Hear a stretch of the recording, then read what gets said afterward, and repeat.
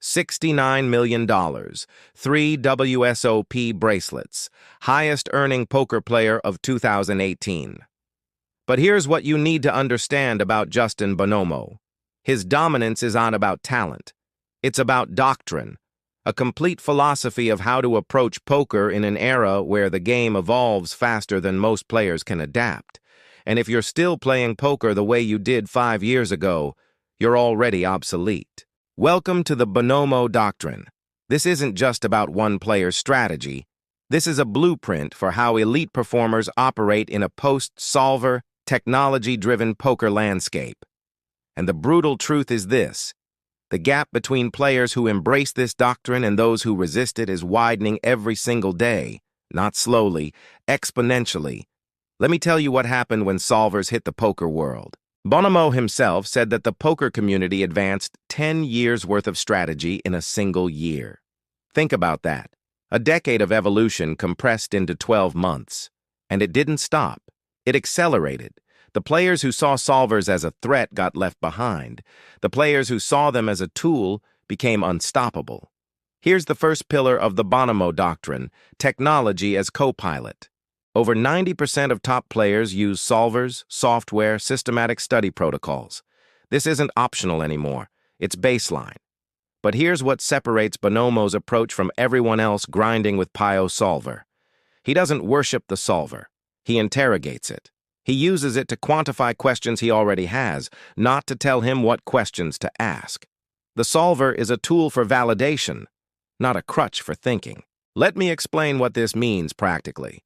Most players open a solver, plug in a hand, and blindly accept whatever strategy it spits out. That's not learning. That's cargo cult studying.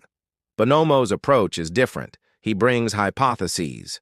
I think I should be 3-betting this hand more from the cutoff against this opponent type. Then he tests that hypothesis against solver data. He's not asking the solver what to think. He's asking it to show him why his thinking might be wrong. That's a massive psychological difference. The second pillar is what I call adaptive mastery. Bonomo knows that human plus computer is still far from its ceiling. We're in the infancy of this era. Most players think they've learned GTO because they studied for 6 months. That's delusional. The game is evolving every day. New solver technology, new population tendencies, new formats, new rake structures. The Bonomo Doctrine demands continuous adaptation, not studying once and coasting, studying as a permanent state. Here's what this looks like in practice. When GTO Wizard released ICM solving capabilities, the entire tournament meta shifted overnight. Players who adapted immediately gained massive edges. Players who said, "I'll learn it eventually," fell behind and never caught up. Bonomo is always in the first group.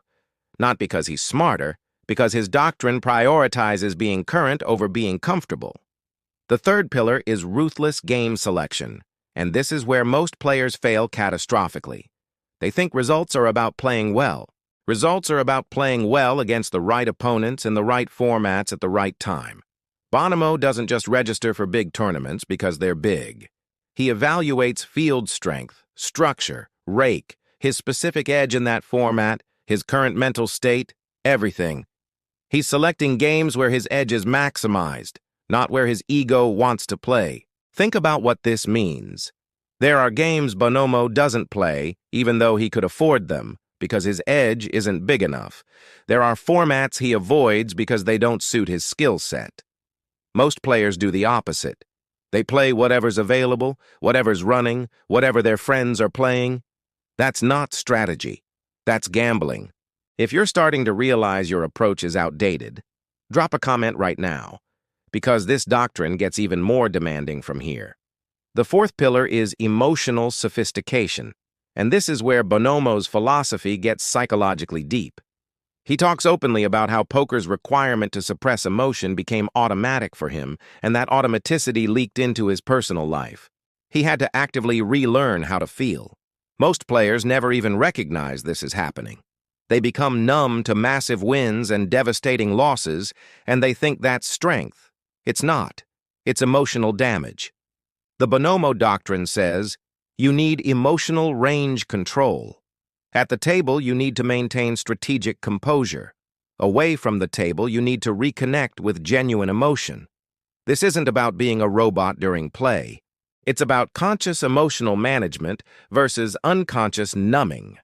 The difference matters enormously for long-term sustainability. Here's why this pillar is critical. Poker is incredibly tough. Even playing perfectly, you can lose for months. If your only coping mechanism is emotional suppression, you're building psychological damage that will eventually implode your career. Bonomo recognized this. He works actively on emotional health, on maintaining relationships outside poker, on finding meaning beyond results. That's not soft.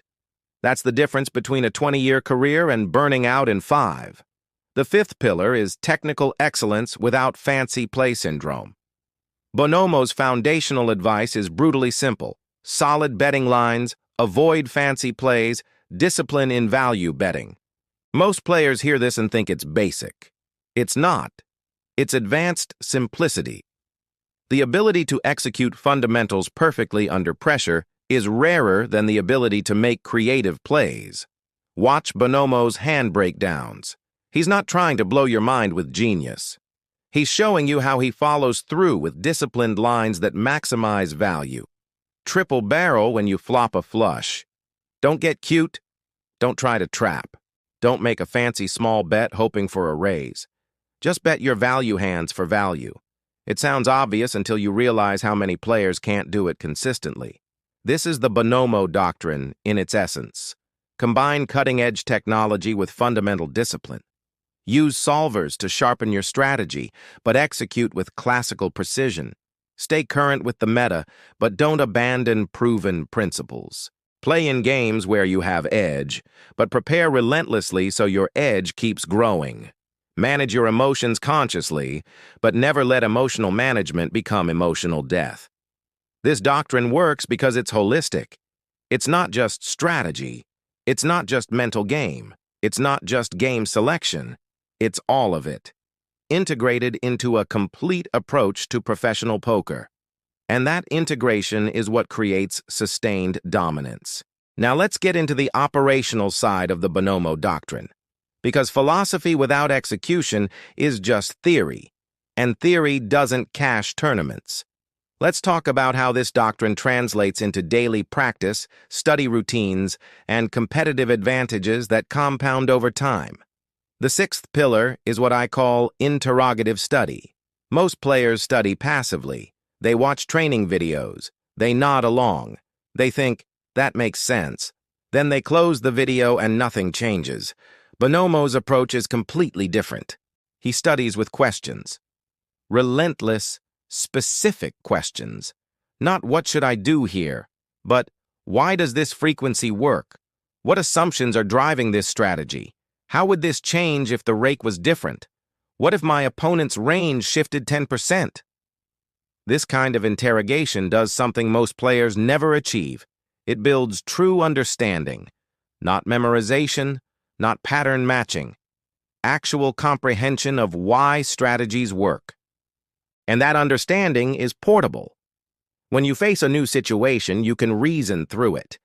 You're not dependent on having seen that exact scenario in a training video. You have principles you can apply. Here's how to implement this immediately.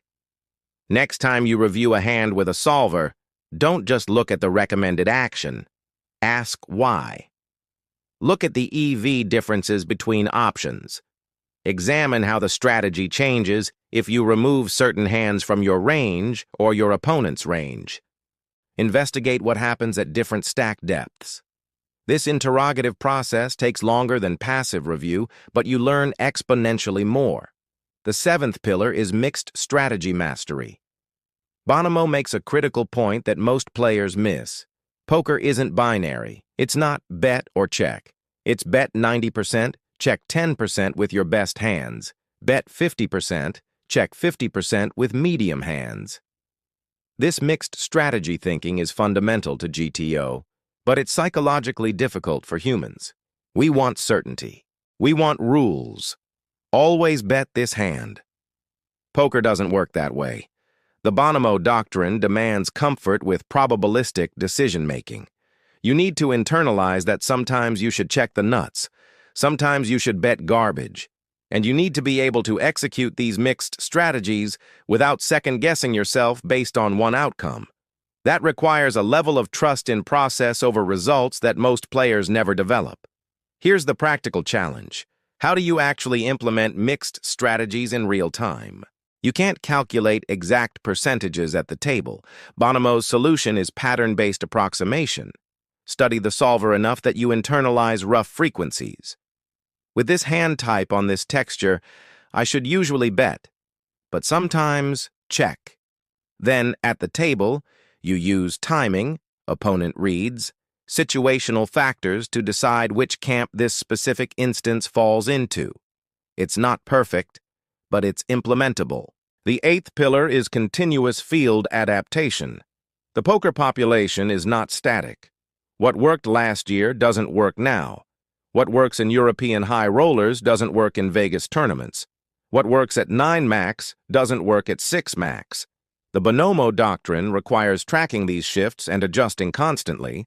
This means you need information sources, you need to watch high-level play, you need to discuss strategy with other top players, you need to review your database and look for population tendencies. Most players are playing against a ghost population. They learned that players overfold to 3 bets, so they 3-bet light. But that was true 5 years ago. Now the population has adjusted. They're 4-betting more, calling more in position. But the player hasn't updated their model, so they're executing a strategy designed for a game that doesn't exist anymore. That's not a leak. That's a hemorrhage. The 9th pillar is format specialization with range. Bonomo plays cash, tournaments, mixed games, high rollers, online, live. But he doesn't play them the same way. Each format has specific strategic requirements and specific population tendencies. The Bonomo doctrine says, understand the full range, but specialize strategically. You can't be elite at everything simultaneously, but you can be elite at your primary format while maintaining competence in others for game selection optionality. Think about what this means for you. If you're primarily a tournament player, you should be studying tournament strategy deeply. Not just watching cash game content because a famous player made it. Not assuming all poker is the same. Tournament ICM creates fundamentally different strategic requirements. And within tournaments, early stage versus late stage versus final table all require different approaches. Specialization means going deep, not wide. The 10th pillar is human-computer synthesis. This is where the Bonomo doctrine gets cutting edge. He's not trying to play like a solver. He's trying to use solver insights to augment human intuition. The computer is perfect at calculating ranges and EVs. Humans are better at reading psychological tells, at exploiting opponent mistakes, at adjusting to live dynamics. The synthesis is where power lives. Here's what this looks like practically. Preflop. Your strategy should be heavily solver-informed because ranges and frequencies matter enormously, and you have time to calculate. Post-flop, especially on river, human reads become more valuable. Your opponent's timing tells, their bet-sizing patterns, their historical behaviors, these can override solver suggestions. The art is knowing when to trust the human element and when to default to mathematics. The 11th pillar is bankroll psychology. Bonomo has discussed how detaching from results is necessary for emotional health, but can become pathological. You need to care enough to be motivated, but not so much that variance destroys you. The Bonomo doctrine says, treat bankroll as a tool, not a scorecard. It enables you to play the games where you have edge. It's not measuring your worth. This mindset shift is harder than it sounds. When you win, you want to feel accomplished. When you lose, you feel defeated. But if your self-worth is tied to bankroll fluctuations, you're on a psychological roller coaster that will break you. Instead, measure yourself on process. Did you execute your strategy well? Did you make exploitative adjustments when appropriate? Did you maintain emotional control? Those are the metrics that predict long-term success. The 12th pillar is recovery protocols. Bonomo recognizes that poker is incredibly demanding mentally and emotionally. You can't grind optimally for unlimited hours. You need recovery. Physical exercise, social connection, mental breaks, sleep. These aren't luxuries. They're performance requirements. The Bonomo Doctrine treats recovery as seriously as study. Most players grind until they're exhausted, play their worst poker, lose, then grind more trying to win it back. That's the opposite of professional. Professional is play when you're sharp, stop when you're not, recover systematically, come back refreshed. Volume matters, but only quality volume. Grinding 20 hours of C game is worse than playing 5 hours of A game. Here's the integration. All 12 pillars work together. Technology informs your strategy. Interrogative study builds understanding. Mixed strategies make you unexploitable. Field adaptation keeps you current. Format specialization sharpens your edge. Human-computer synthesis optimizes decisions. Bankroll psychology maintains stability. Recovery protocols sustain performance. Remove any pillar and the structure weakens. This is why the Bonomo Doctrine represents a new era. It's not about one trick or one technique. It's a complete system for operating in modern poker. And the players who implement this system, who take it seriously, who commit to all 12 pillars, they're the ones who will dominate the next decade. Everyone else is playing a game that's already over. So, how do you actually implement the Bonomo Doctrine? How do you take these 12 pillars and transform them from concepts into competitive advantages? Let's break down the practical roadmap for adopting this new era of poker thinking. First, audit your current approach against the doctrine. Be brutally honest. Are you using solvers at all? If yes, are you using them passively or interrogatively? Are you studying current population tendencies or relying on outdated assumptions? Are you selecting games strategically or just registering for whatever's available? Are you managing emotions consciously or suppressing them unconsciously? Write down specific gaps. That clarity is essential. Second, prioritize technology implementation. If you're not using a solver, that's your first investment. Not because solvers are magic, but because they're baseline. GTO Wizard, Pio Solver, GTO Plus, pick one and commit. But here's critical. Don't just buy the software. Invest time learning how to use it properly. Most players waste money on tools they don't understand. Take a course on solver usage. Learn how to build trees, how to interpret outputs, how to extract actionable insights. This is foundational. Third, restructure your study routine around interrogation. Block out specific study time, minimum 5 hours per week. During this time, you're not playing. You're not watching random videos. You're reviewing your hands with specific questions. Why did I lose this pot? What should my checking range look like on this texture? How does my opponent's 3-bet range change my continue strategy? Document your findings. Build a personal strategy database. Fourth, develop a field research system. This means tracking population tendencies actively. Review your database monthly. What's your win rate by position, by opponent type? What's working? What's not? Are you seeing any population shifts? More 4-betting? Different sizing?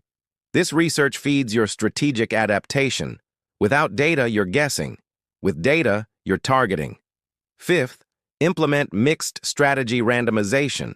This is tough because humans are bad at generating random numbers. Here's a practical solution. Use your watch. If the second hand is in the first 30 seconds, you bet.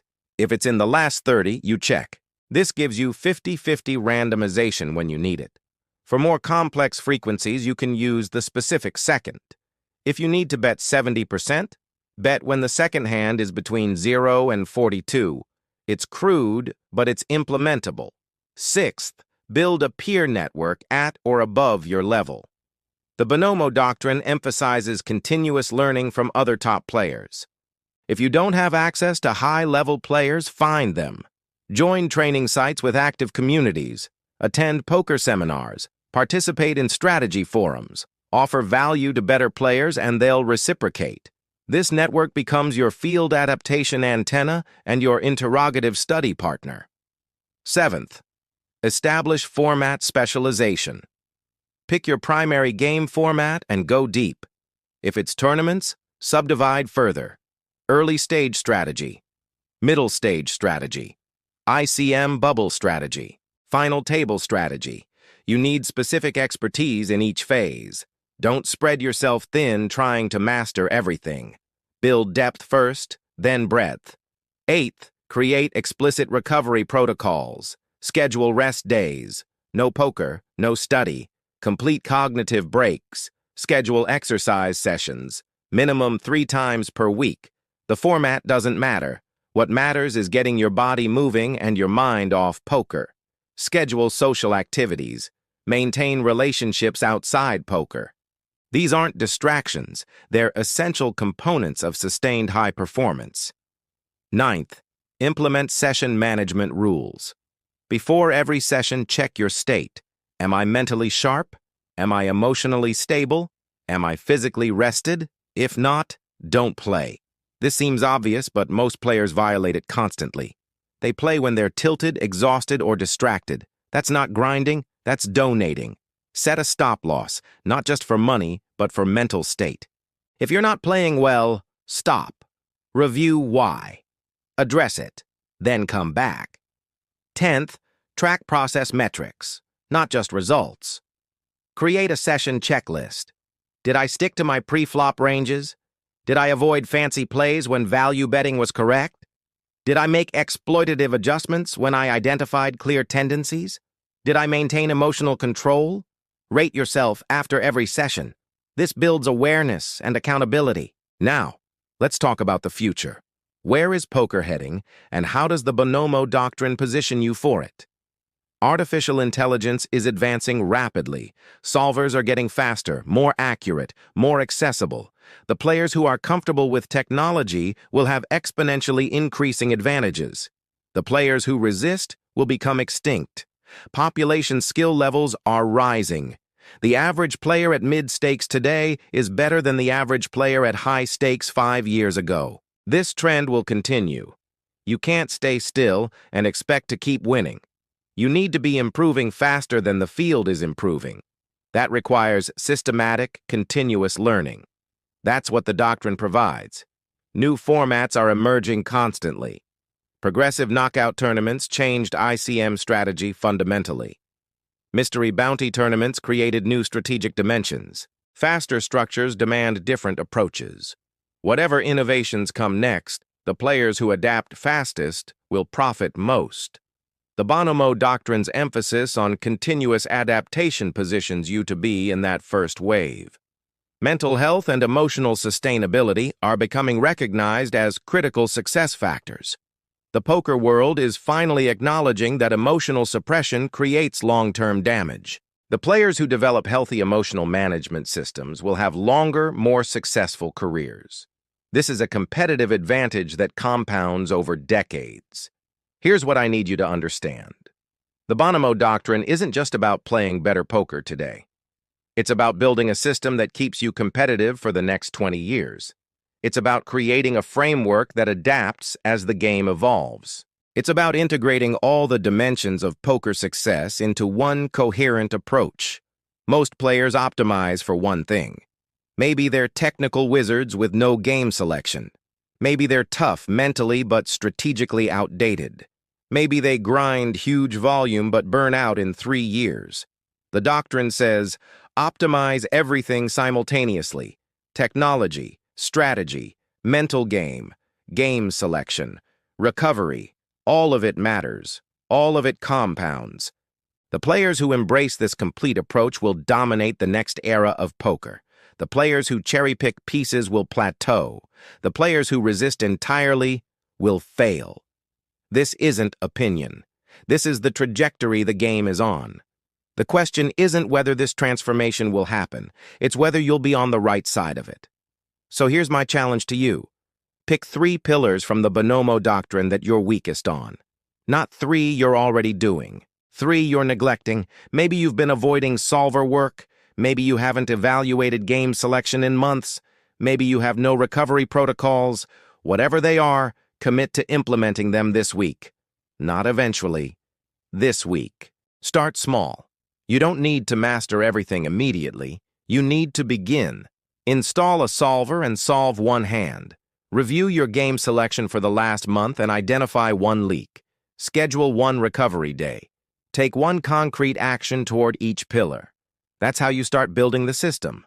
Because here's the truth about elite performance in poker. It's not about talent. It's not about luck. It's about having a superior system and executing it consistently over time.